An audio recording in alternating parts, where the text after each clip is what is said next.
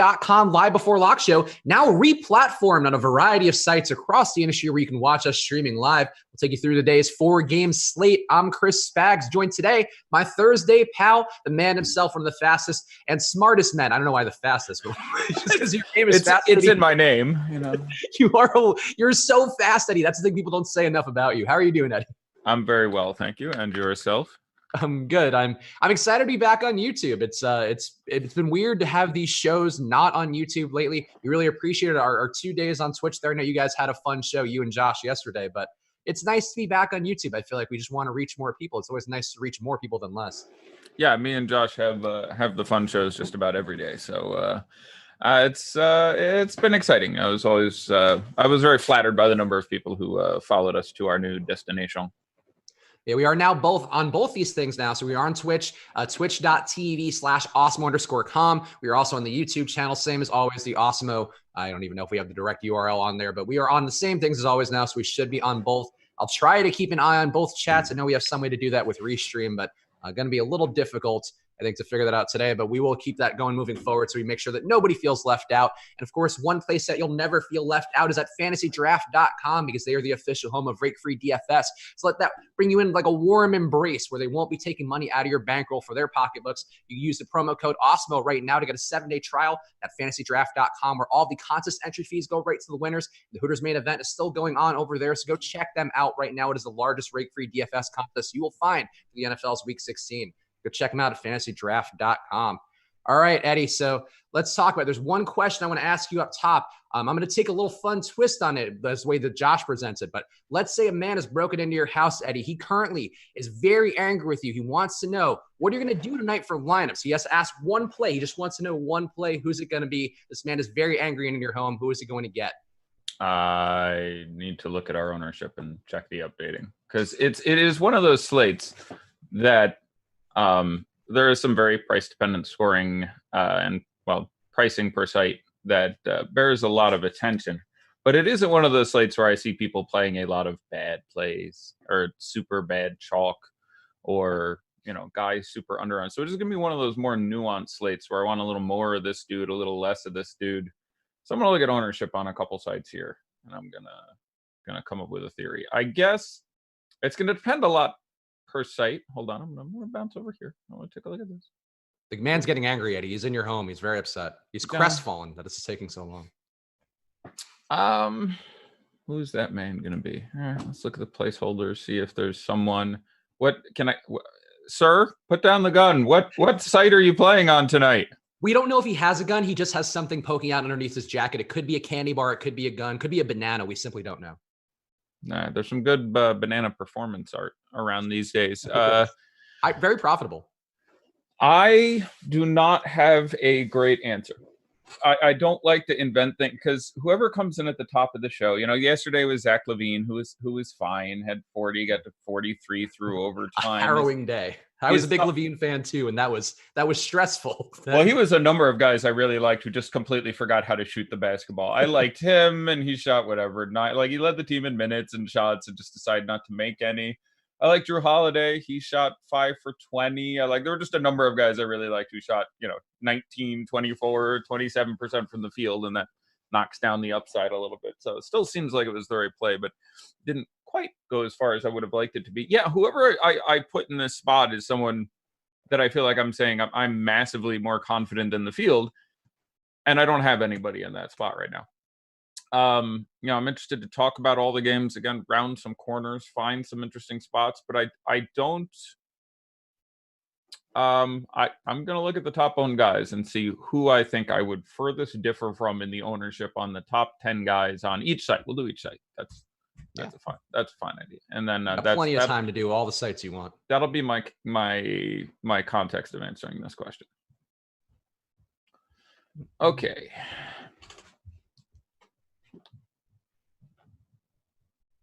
I would have well less than that amount of Deshante Murray. So I guess I will start with the hot. I'm starting with a fade of sorts rather than, a play. I generally like making sure you have a piece from this game. We've got news in the in the Hawks and Jazz game, and certainly any team playing against the Hawks is always going to engender some significant fantasy ownership.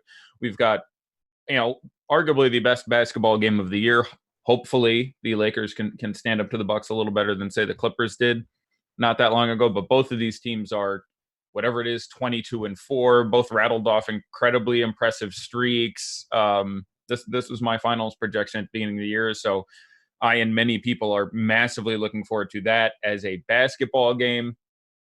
We have the drama that is nascent and bubbling in the Clippers and the Rockets and Pat Beverly and Russell Westbrook. And so there's all sorts of stuff in those games. And there's this game, which is got nothing super sexy jumping out of it. But this is a couple teams who are bad and can be really bad defensively. A couple offenses that, especially when you look at Brooklyn, have guys who you can project to be more likely to pick up the upside. So I kind of look at this game to be sort of the perhaps not getting as much ownership as it should. Again, looking at these top 10 players, there is only one player from this game.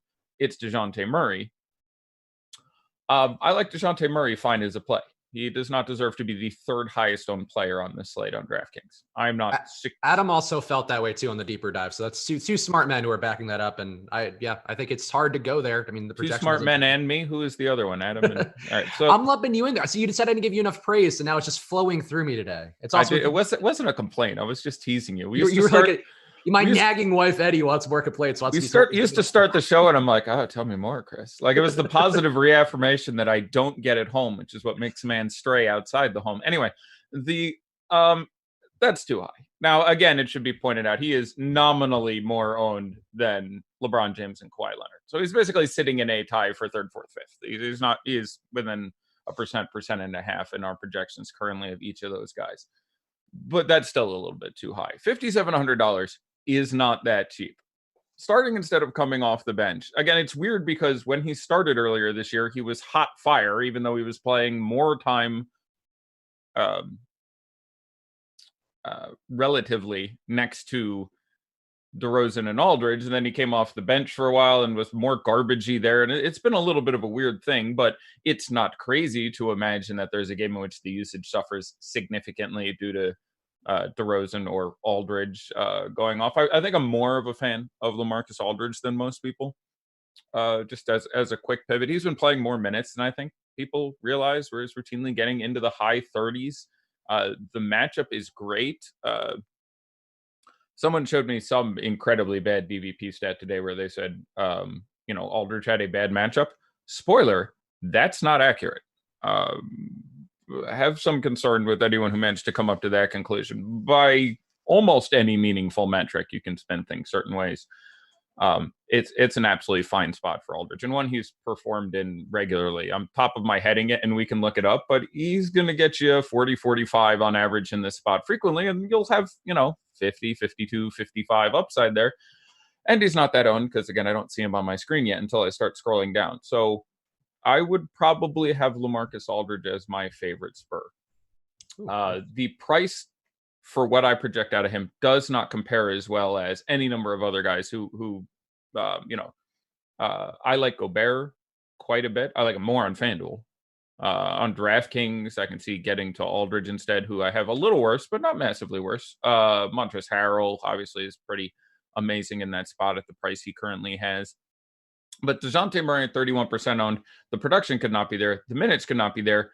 And there's just lots of other guys with upside who cost $1,500 less. And all the studs feel like guys I want to get exposure to. So for me to take shots at you in that 6K range, I want you to have Lou Williams upside or, just a little more likely and clear path to getting there. And I just feel like the water is muddy enough around this team. They've had a couple of overtime games recently that factors into the minutes for both him and LaMarcus Aldridge.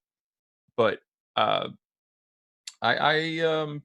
seems like a bit much. And I'm glad Adam came to the same conclusion. It's just, again, a lot of what I do ends up being looking at chalk and just looking at uncertainty. So it's not dissimilar from a boom bust tool of sorts. And I have not looked at ours, but there seems to be enough of a bust percentage chance on Deshante Murray and enough amazing plays on even just a 4-game slate that I would not have that much. I think that number should be high teens or 20 or so. I certainly understand the upside. We like to match up, but there's enough uncertainty that on this slate, 31% is too high. So I'll try to calm the man down and get him to put down the banana. He's been really stressed, but he's happy with that answer. I think I could speak on his behalf. Okay, that's good, and I'm always glad to hear that I agree with that. So who would be? So you mentioned that there are guys 1,500 or so less than Murray you'd go to. I know Lou is the guy who I think at that price point. I agree. I greatly prefer Lou. 23 minutes as return to lineup last game, but that was also shortened a bit because they were in a blowout. So I mean, it's maybe takes a little bit of a minute's haircut compared to what he had before the injury, but it doesn't seem like he'll be less than high 20s. So who would you go to at the cheaper price point?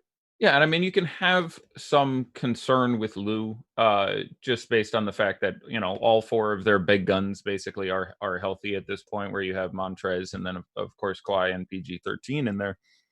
But that price is too cheap, and dude will just buckets. I generally like the 2 bench guys a little bit more at their prices than I like the 2 starters in this lineup, referring first to obviously Lou and Montrez, and then second to PG-13 and Kawhi. None of these guys are bad players in this matchup whatsoever. None of the prices are unreasonable. I would absolutely have significant amounts of all of them, but I would have the most probably of Montrezl Harrell, followed by Lou Williams. But also worth pointing out, this team is entirely healthy again. Although I don't, someone asked me a question earlier. Terrence Mann is actually back down in the G League. Not that that affects a ton of things, but someone showed me a potential rotation for the Clippers today, and Terrence Mann is actually not with the team right now, which isn't surprising because they're JaMychal Green, I think, still sitting at questionable. I haven't checked in a few minutes. Yeah, he was at last for any sort of update there, but so yeah, that's let me switch stuff on my monitor. I'm doing something that shout out to the great Dan Bach told me the worst thing I did on my streams was that I don't look at the camera enough. And again, I'm running 4 monitors, so if I want to check data and look at my notes and stuff, I'm going to be doing a lot of this tennis match crap. Monitors? But listen, it's a lot of monitors, man. I'm compensating for other things. That's a verifiable orgy of monitors. I admire your dedication to it. We did just get an ownership update, by the way, a couple minutes ago. So well, let's take a look at that. Yeah, if you do want to get in there, guys, go to awesemo.com/join. Because of our YouTube issues, we're still flirting with Twitch. We're kind of kicking our hair back a little bit. He went up. He went up to Deshante Murray. Oh, he did. Tied for first, basically. You're on Capella, Beverly, Deshante, and then Kawhi Leonard and Paul George. So I guess I do have some kind of strong takes here. I would rather play like the next 6 guys on the list over Kawhi Leonard and Paul George a little bit. I would probably rather play Gobert and James and Antetokounmpo and Mitchell and Bogdan and Middleton and Lou and Dinwiddie at their ownerships than those 2 guys.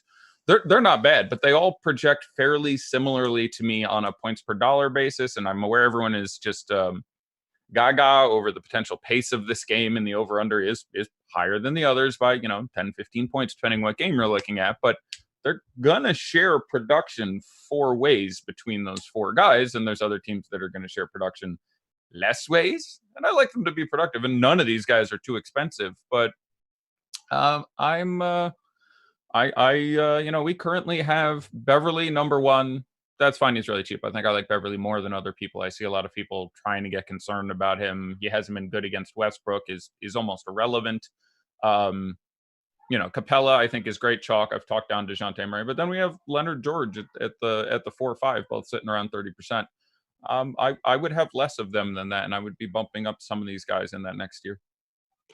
So real fast here, I just want to give a quick plug to this because of the Twitch situation with YouTube, people also on the YouTube chat asking what happened. We had an old video basically that linked to a Yahoo contest through our website. And for some reason, that old video got flagged. It was an old showdown breakdown video that I did for the NFL last year, but fortunately you got that fixed right away. So good job to our behind the scenes folks getting that done. I wasn't really listening there. You said it was all your fault? Primarily, yes, as most things tend to be, but it was just literally a year-old video. We don't know why it happened, but maybe some some algorithmic things they're trying to do, clean things up. But because where there's crisis, there's opportunity. Because of the move to Twitch that we have, emphasizing that a little more moving forward. I do have the chat open right now, so if you guys are saying anything good in there, I will see it. But we have a special deal right now where you can get a 7-day free trial, which has all of our express packages right now. If you use the promo code Twitch, spell it like Twitch, TWITCH. You go to osmo.com/join right now and use that promo code. Get a 7-day all access to all of our express packages. So those are a lot of grade-based ones. You can see the ownership projections in grade form on there. So go to osmo.com/join. And again, 7 days free, no money down. Use the promo code Twitch on there. It's our way to celebrate our entry. You want to hang out with all the cool gamers. I want to be Ninja's buddy on Twitch. I think that's my goal. So Eddie, Anthony Davis will play. There you go. So that was a harrowing 15 minutes of them downgrading him. So let me do that and change that. And I don't have to I had him thinking he was in. So I have to change exactly one ranking, which is moving him into a reasonable spot. This actually doesn't change my LeBron projection that much. It changes a lot of other things, but you get more of Giannis, who is superlatively the best defender on the other team, tangling with Anthony Davis. And when that happens, you end up with Anthony Davis not doing a lot, which sort of throws back some of the usage to LeBron. I had some garbage today about LeBron without Anthony Davis hasn't been good. All right, look, in the game in question with the Pacers, he didn't do everything he could have. He had 9 and 9. I think it was just 29 and 9. So, 9 and 9 is unfortunate on DraftKings, where there's double-double and triple-double bonuses. He didn't record a steal or a block. That's not because he's not good at basketball. They're just low occurrence instances, and that's, again, occasionally happened for a guy who gets, greater than one of each on average and is perfectly adequate at picking them up. There were 10 players played for the Lakers that day. I think Troy Daniels, Jared Dudley, and LeBron James were the only ones to not pick up at least a steal or a block. I think in that spot, he averages pretty close to 60. So that was just one of those game didn't blow out, but managed to have, given that distinction, about a 1% outcome.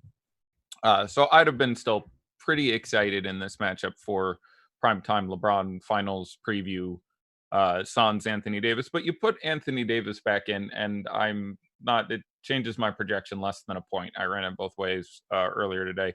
I'm still perfectly excited about LeBron James. When it comes to studs, I guess let me get out in front of this. Mm-hmm. My priority is Giannis. I find Giannis compellingly the best guy by any sort of mathematical analysis. And he's not owned enough that I have the need to think about fades and options and stuff. Been absolutely fine in the past against Brow, against LeBron, against his team. Pick any sort of previous game log watching you want to do. Is simply a fantasy monster for this team. I think there's an additional bonus. Sans Eric Bledsoe, all roads flow through Giannis. Contributes on both ends of the court. Going to be needed. I think the minutes very possibly come up. Again, by the way, another notification, unique distinction, as I mentioned in the green room, if you will, as we were getting ready. This is the first slate of the year in which no teams have a back-to-back. So not only do we have these magnificent basketball games, nobody's limited. So when you look at, and you think about minutes for Anthony Davis and Giannis, I think that is a relevant consideration. So if they are playing a different team, however many minutes you project Giannis for, the fact that this is, potentially finals preview game, and the fact that everyone's off the back-to-back, I don't think that isn't a relevant minutes consideration. I think guys do get up for this sort of thing. If you've ever been in your YMCA basketball league, you're sitting there a week before and going, oh man, next Sunday we play the barbershop guys. They're undefeated. We got to really get together and think. There are, games circled on a calendar. So I am optimistic that the minutes trend up, aside from the fact that if the game is competitive, the minutes will very much have trended up. So this, pretty clearly an exception from I really haven't played guys against the Lakers this year as much. I've been something I've been really cognizant of because FanDuel does a better job of it. But DraftKings just hasn't been pricing guys appropriately down for that matchup. I don't know how to say it any better than that. I can't get away from Giannis. He projects as the highest scoring player today for me, actually by a reasonably significant margin still, and the ownership just isn't there. So, I have Giannis on top. My second guy does vary site to site. My second guy is probably still LeBron James on DraftKings. On FanDuel, it's I if he counts, it might be Rudy Gobert. If he doesn't count, it would be James Harden. Yeah, I was going to ask about Harden because he's had 2 games against the Clippers this year, including one in the preseason too. So I guess 3 in total. But over 40 minutes in both those games, over 70 fantasy points in both those games. But Westbrook played both games too. Yeah, and Westbrook actually had more usage of one, and it was terrible. Pat Beverly, according to Russell Westbrook, Pat Beverly did nothing and just ran in a circle around him and waved his arms a lot. But according to the stat sheet, and Westbrook fouling out of one, and Westbrook played, 30 and 34 minutes in those 2 games and had 23 and 35 fantasy points were about the numbers. He was what I like to call not good. I think he's great. I think those are low limiting things. I am a huge respecter of Pat Beverly's attitude, defense, and all that. And I think suggesting I view it as much of an inconvenience as I view roughly the pace being a bonus. So I don't consider the pace of this game at 235 that much of a bonus over another game at, say, 225. And I'm about as unenthused and think mathematically it works out about the same, that he's got to deal with a reasonable amount of Pat Beverly. So I like Russell Westbrook. If I don't have James Harden, I'm trying to make a priority, and dude is going to be low owned because you just have a thought process where you look at those other guys, maybe a little cheaper, FanDuel obviously being a bit of an exception there, and just, Harden's there. Harden could go the hell off. And God forbid you look at a game log, you go, God, I don't want any of that jazz. Or in that case, any of that rocket. But FanDuel, that's too cheap. And as you mentioned, I think Harden had roughly 70 and 70 fantasy points in the 2 times they played this year. Westbrook not playing a lot has something to do with that. On DraftKings, I would actually prioritize my ordering of wanting to get one of those guys in. Probably Capella, Westbrook, Harden. But I have interest in all 3 games. Daniel House would rank pretty high for me as well. That's fast game. Dude's going to play. He's $4,100. Dude's going to play some minutes. I almost think I should take 2 minutes and go through the slate and be like, hey, if you're playing multiple sites, here are the really screwed up pricing things. Because FanDuel, I swear to God, someone must have come into a conference room and went, look, we've done some more polling. Our customer research team has been talking to some people, and they're saying that when they build lineups on our site, it's a little too difficult, and they can't get quite as many players as they want in, and they don't know, who the hell Bruno Fernando is. So, it's just too hard. And someone went, okay, make it easier. And this is what happens. It's some of it is, maybe defined by, there are some strong, I have no idea what they use in their algorithm to define defense. When I worked at Fantasy Feud, our basketball thing was based on points allowed, very simply. But they might use defensive rating. It's like you could get a thing where a matchup with the Bucks is horrific. And so guys got priced down for that, or that a matchup with, the Rockets is, I don't know. But the pricing on FanDuel to me really, it would not surprise me if it continued going forward. If for a while we have to really readjust the paradigm in our heads, because FanDuel pricing today is like, just what in the hell Montrez and Lou and Jarrett Allen and some of these other guys, what happened here? So anyhow, but it's worth pointing out it's a different experience than it's been building FanDuel lineups. Yeah, and the ownership on Harden also drastically different on the 2 sites. As Eddie mentioned, Harden's only 11.4 on FanDuel. Let me guess on he's 11.4 on FanDuel. That would shock me.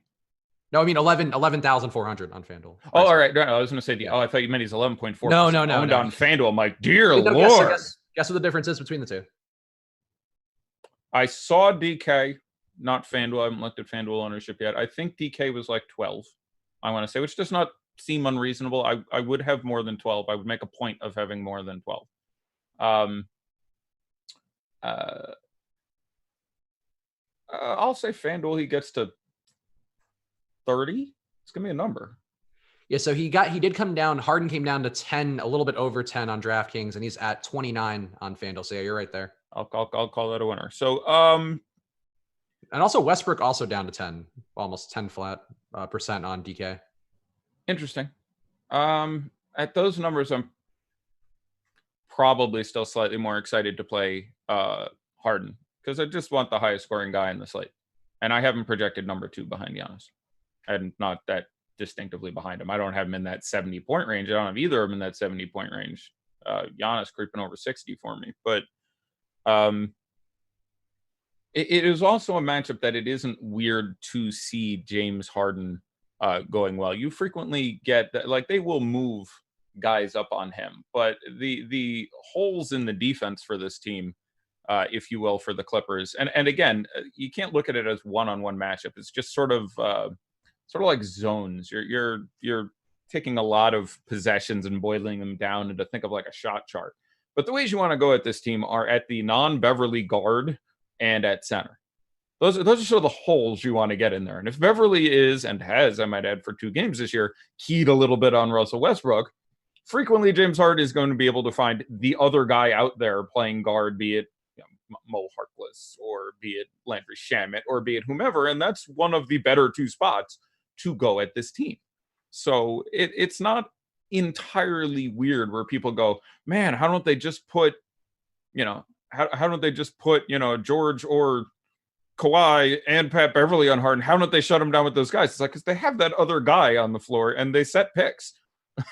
And so you have time and you run around, and just Harden eventually gets him on either side of the pick, top or bottom, or gets him on the baseline and can manage to make that happen a little more often. And I rewatched both of the earlier games earlier today. Another interesting thing about this slate, the game we're referring to here, the Rockets Clippers game, is the only one we have precedent for this year. This is the 3rd time these 2 teams have played. None of the other pairings, unless I'm forgetting, which I don't believe I am, have occurred yet. So I don't think the Harden thing is purely an example of Russ Westbrook got in some foul trouble.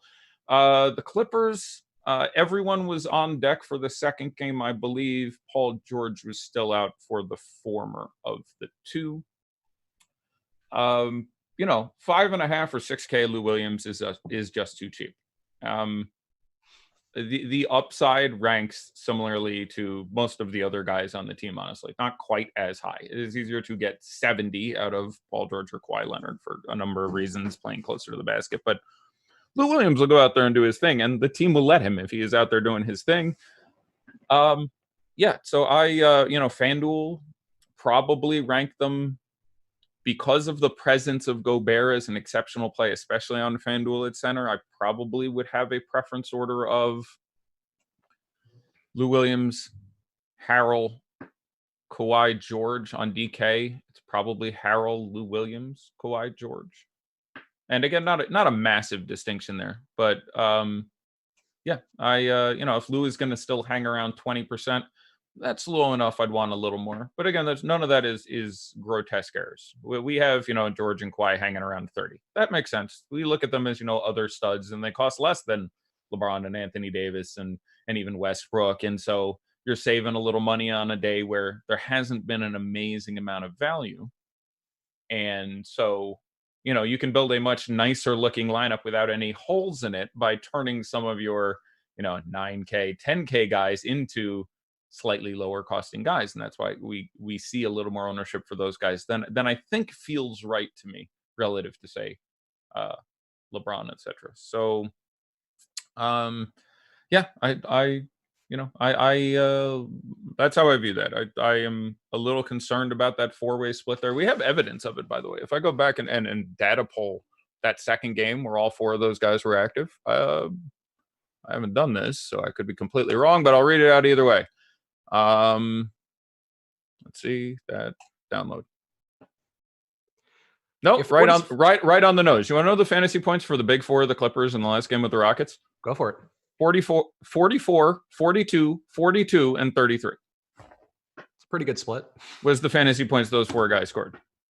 In what was both games were pretty close. The former, the one lacking Paul George, I remember was fairly slow. I'll find it. But the second one scored like it's projected to tonight, somewhere around 240, I think. The first one was lower. The first one was 102 to 93. Yowza. 195 points is not what was expected out of that game. Second one, 122 to 119. But yeah, in that second game, that put up 241 points on the Clippers in that game. And again, please don't take too much meaning out of a small sample. Nobody got 20 points except for those 4 guys. And they got 34 for Montrezl Harrell, which you probably wouldn't have wanted his price then, but you'd be okay with it tonight. 42 for Lou Williams. That would have been good. 42 for Kawhi. 44 for Paul George. Now I have Kawhi projected for a few more than that. Paul George projected for a few more than that. Like, they normalize. I'm not suggesting you'll get that even of a 4-way split. That is somewhat misrepresentative. But yeah, that's from a where value perspective, I just feel like George and Leonard are pretty much identical. Like I think they're and according to Osmo's projections too, they have the exact same value threshold. According to my projections, they have the same value threshold. I have them nearly identical. I slightly prefer Kawhi on FanDuel for positional reasons, and you know, because it's away Giannis and LeBron, etc. But yeah, I have no distinction really between those two whatsoever. So I don't have that much of a distinction between the other two. I do like Lou, I think, a little bit more, and the matchup for Harrell doesn't go as well as I thought it would. Going back and watching those 2 games earlier today, he struggles with Capella more than I thought he would, which I suppose I should turn around and give more credit to Capella doing a pretty good job defensively there. It has consistently been a good spot for Capella. The FanDuel price is not out of play, but you're spending a number in the existence of Gobert and Montrez make that a lot tougher to get to, but I have a non-zero amount. And DK, I'm much more comfortable playing Capella. And it sort of works out for me because on FanDuel, I'm going to land on Harden. On DK, I'm going to hedge my exposure by having Westbrook and or Capella. So I'll still get a piece of that game if I go the other way. So I think, you know, if I'm building one lineup on each site, let's say, and I'm pretty sure having built one lineup on each site, I'm going to see Harden on FanDuel and as the only rocket. And I think on DK, the only one is going to be Capella. Is that what I have? That is what I have. House didn't randomly get in there. That would have been the other one. So how about the forgotten man? And in the premium Slack, James asking, what are your thoughts about Trey Young? And he is a guy who is higher priced. The ownership has trickled down from a bit throughout the day, which it did seem odd logically why it was so high earlier in the day in our first run of ownership projections. But the matchup still, you know, he can get there just by pure blunt force. It's how much he's been shooting, almost 30 times a game. The assist rate too, very high, over 40%. Should benefit a little bit from not having Jabari Parker out there. How are you feeling about Trey Young in a spot that really logically doesn't make a ton of sense, but it's not a bad Vegas total for Atlanta, 109.3 points for them. It's actually up a little bit higher on their season average than they usually are scoring, which is very surprising to me. So what would you do with Trey today? Well, there's a couple of reasons it's higher. The first of all is the removal of Conley is relevant, specifically, especially for Trey in that individual defensive matchup. Second of all is this team is bad at home. They are horrific on the road. They are just terrible. This Hawks team, I don't even like. We started at the beginning of this year, and several people, I didn't have them this high, but I had them at like the 10th seed. I thought they were going to make some steps forward. Are they sitting in the cellar in the East? I think they're like a game behind the Knicks and the Cavs, and I mean they're at the floor within a game, but they have been bad, and on the road they have been just dreadful. So them being home is always going to give them a projection that seems oddly a little optimistic in both matchups and over under for the game and the line for the game. And then the third thing would be the Jazz have not been great. And we're getting towards lock, so I won't take time to talk about the Jazz for a while out of context. But just to say, the Jazz have not been particularly impressive. I'll use this to roll into. I prefer on FanDuel Joe Ingles a little bit to Bojan at their prices. I think they are both excellent plays. I think they are both strong complements that allow you to play Giannis and Harden or LeBron and Harden as sort of that secondary spot. I do think those guys are eminently worth the price. And even at home, this is a Hawks team that I'm perfectly happy to target with any of these guys. There are no starters for this team that are out of play, again, especially on FanDuel, Gobert. So they are starting Bruno Fernando. I have no idea what the hell is going on. There have been rumblings about Lloyd Pierce's job. There is trade deadline stuff going on. There's my understanding is a la Robert Covington, Jabari Parker will play off the bench. I don't know if we have that specifically confirmed. I left him ranked as a D in cash and a C in tournaments. That price has come down. But it's safe to say this adds a lot of uncertainty for everyone not named Trey Young. I feel reasonably safe in Kevin Huerter, but especially among the bigs. Like, okay, Reddish should get his time, and he's fine. Reddish is owned about where he should be. It's not one of those 40% Cam Reddish days. If Cam Reddish ends up being reasonably popular value play at 15, 18, 19%, wherever that ends, that feels like it's right about where it should be. That's fine.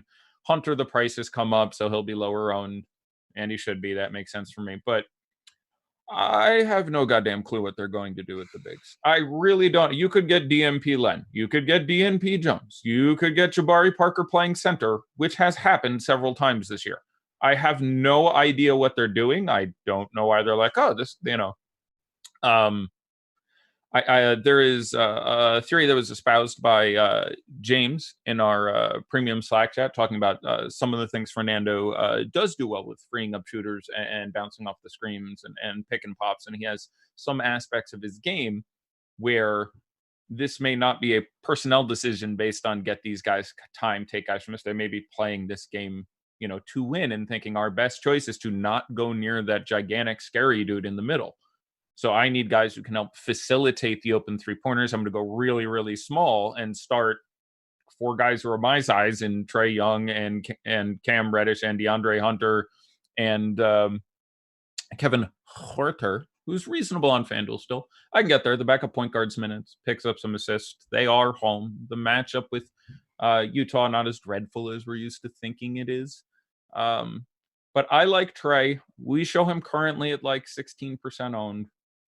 That feels like about the right number. If you had these other value guys, I wish I could make a strong recommendation there. He has had several excellent games in crappy matchups this year. I can think of 3 off the top of my head where I was like, this is not a good spot, and dude went out and gave me 55 or 60 anyway.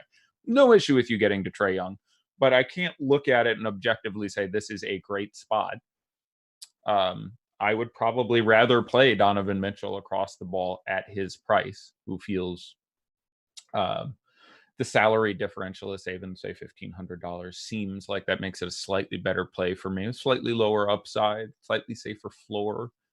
But Trey Young feels fine for me. I do not have a strong take there. Bruno Fernando, I am fine playing. I have Bruno Fernando currently at 18 minutes and 15.5 fantasy points. There are any number of ways that crap goes sideways, with Rudy Gobert putting his head on a pike, or on top of the Eiffel Tower, I suppose, for the appropriate metaphor. There's any number of ways this goes screwy. It may literally be a thing where they're like, okay, we want Damian Jones to have a good game. How do we stagger him with Gobert the most? I seriously doubt that's it, because that's Gobert, first of all, plays a ton of minutes most of the time. And I don't think they care that much. So I imagine that the spacing, we're not going anywhere the hell this year. Let's try and teach these kids something. Here's how you adjust for matchups. Tonight, you've been doing this. You're going to do this. You're going to come off the bench. So yeah, Bruno Fernando, he's 3K. He's probably my favorite 3K cash play, I have to imagine. I don't think he's unreasonable in tournaments. I imagine he ends up, again, 15 to 20% owned.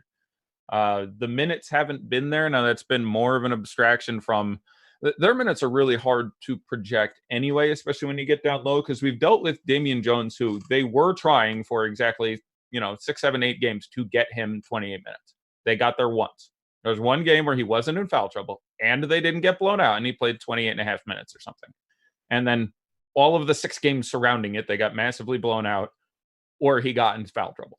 So now he's not even starting. I have no clue what the hell the plan is. You may get Alex Len first in. You may get Jabari Parker first in at center. Seriously, they may just push it to the limit and be like, okay, everybody can shoot. Everybody's small.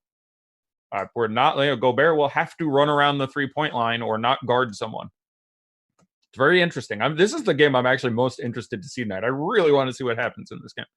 But that's probably just Utah stomping them would be my guess. But the Vegas line is what? 7? Yeah, true. It's not a heavy favorite. No, it's only a 6-point spread favoring Utah. But that's on the road though. It's a pretty big spread on the road. Yeah. I'm not saying they're not, One question from Brian Peel, since we are talking Bruno Fernando. Oh, and mentioning the blowout, the reasonable possibility of it, I think Emmanuel Mudiay I did rank. And he is a guy who will play in blowouts. Last blowout, they played him next to Exum. They both got the blowout run. They have not had a blowout in 10 days, 2 weeks, but their blowout run team is like Niang, Bradley, Exum, Moutier. Why I'm struggling to remember at the moment. It sort of depends where Royce is and where Jeff is and all that in the rotation. But he does play in blowouts, to answer a question I've gotten a couple times. So Brian Peel asking thoughts on Jeff Green as a punt on FanDuel. On DraftKings too, I did get him a little bit today, though Fernando, I believe, actually, let me double check this, but I think Fernando has a better raw points projection. No, a slightly better raw points projection than Jeff Green now in Osmo's projections. Is Jeff Green a guy you would consider in a tournament, given that Fernando may get played a little more than he probably should because he's just cheap and people know he's starting? I agree with everything you just said, and yes. I have them projected like a 30% usage rate off the bench lately too, which is I have them projected almost identically. Certainly, the starting of Fernando and the theory we're floating about the pacing and the size and so on and so forth opens up a little more Jeff Green space. Like you will normally see Ed Davis as backup center. I imagine that's the most likely case, but we have seen plenty of games where Jeff Green ends up playing center for this team, and the more Fernando at center and Jabari at center and crap they see across the ball, it opens up a little room for him. On any given night, you're looking at a range of outcomes of 15 to 26 minutes for Jeff Green, so it can really go squirrely regardless. But he's absolutely in play on a 4-game slate. I believe I probably ranked him as a C and a B. He may have gotten up to a C in cash but it would have been very close to a D and a B for me. It's definitely not a guy to lock in by any stretch, but it's 7% ownership. I don't see him. Yeah. I have made a rankings error. He is not in my rankings, which is interesting because I ranked him, but somehow transposing them and putting them on the internet, he's not in there. So thank you for the question, whomever asked it. The Jeff Green disrespect and the Eddie Jeff. I feel he is the exact minimum on both sites. He's the minimum on FanDuel, I know. On DK, he's 3K on DraftKings as well. He is 3,000. Here's a similar question from Matt Briggs, who super chatted it in with a Canadian $2. So a toonie will get you this. A toonie. Yeah. I love it. Thoughts on a Harden, Giannis, LeBron stack on FanDuel? Boy, you were playing some real crap with that one. Is that something you would even attempt, Eddie? Yes, I think it's very viable. I like those super heavy lineups, and I think the value is present on FanDuel with guys who still carry a fair amount of upside. You can run Royce O'Neal in a best possible matchup, Rajon Rondo at 4.6 or whatever he is on FanDuel 2G, Pat Beverly at 4.3. You can make that lineup work. It's gonna have some stank on it. Bruno Fernando is another one, and then you're on one more guy who I think at that point you'd have like 5.5K for or something. So yes, I think that lineup is just fine. I think I like that lineup. Like I literally, I don't think it's my first lineup, and again, I built one lineup, and that is not what it is. But I can very much see that working out. Pat Beverly at 4,300 on FanDuel. I am actually a pretty big fan of. I don't know what we have him projected at. DK, I'm a little more squirrely. The icing, I don't even know. The pricing isn't nearly as supportive for his game style. Also, Pat Bev 35% on FanDuel, by the way. Yeah, okay, that's about where that should be. But I that's quite a statement. He has a merit to maybe post Harden, and I mean you're also dealing with the Jared Allen thing, and there's some dumb stuff going on FanDuel. What's Jared Allen on FanDuel? I'm just curious. Hopefully this number starts with a 4. He's 25% on FanDuel. Yeah, that's not high enough. I don't know, about 40. I figured he would have gotten there because that's a fairly grotesquely low price for a man who, after me, has the best head of hair in the business. We should run through some questions, but one fast one, which does not need a real answer. But Rinpack, how many lap dances did Bojan buy last night at Magic City? I have to assume Magic City would not be Bojan's kind of place, but that's why do you say that? I